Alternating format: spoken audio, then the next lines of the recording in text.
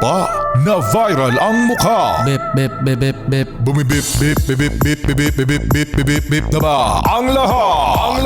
Martian! Enrico Pañero! Bip, bip, bip, bip, bip. Bip, bip, bip, bip, bip, bip, bip. Bip, bip, bip, bip, bip. Titilaok! Titilaok! Bip, bip, bip, bip, bip. Ito na ang 101.1 Yes FM Balitang Hoy, kamusta mga Yes Pre natin na gumising kanina pagkatapos hindi na makita ang cellphone?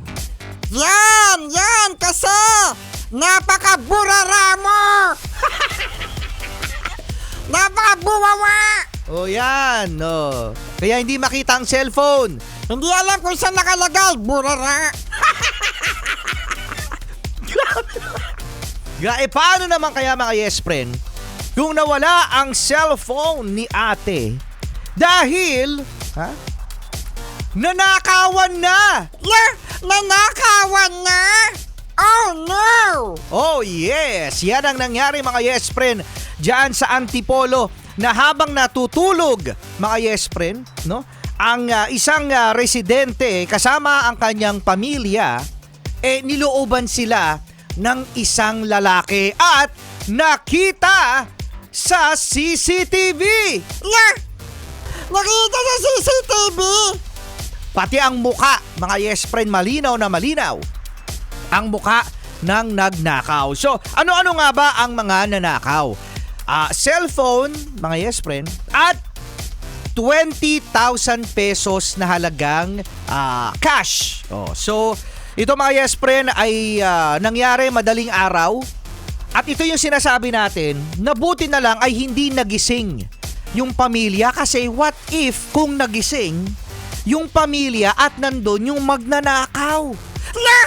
Nakakatakot! So, nakakatakot talaga mga Yes Friend, Martian, kasi maaring mag-resist at magtititili, no? Magsisigaw yung mga nandoon sa bahay at gumawa ng hindi maganda itong magnanakaw. Meron daw mga Yes Friend na nangyari na meron silang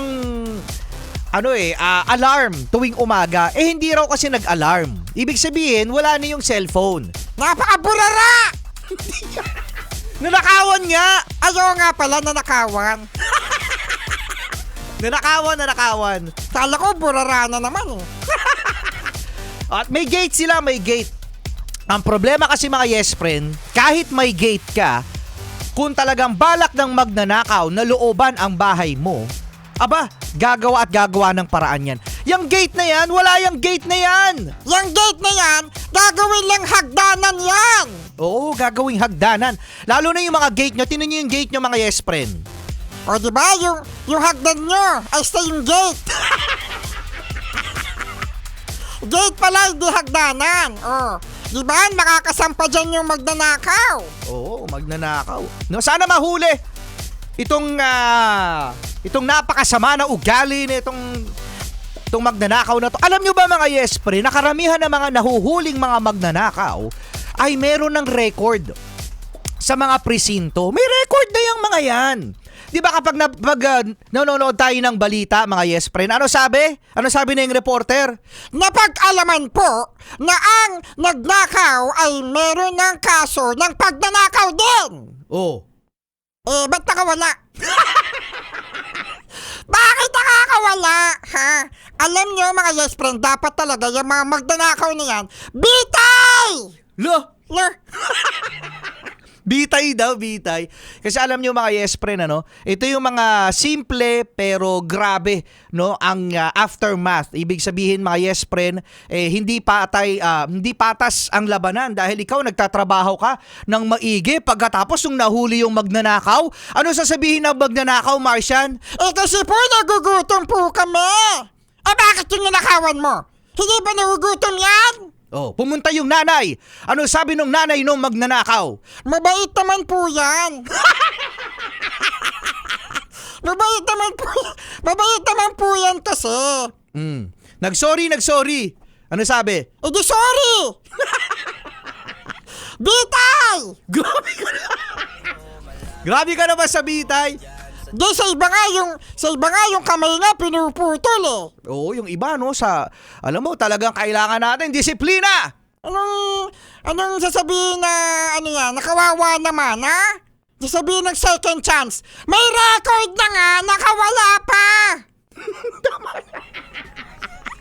Tama na, ibalad ka na eh. Hindi! Pag-usapan natin to! Hanggang alas 9!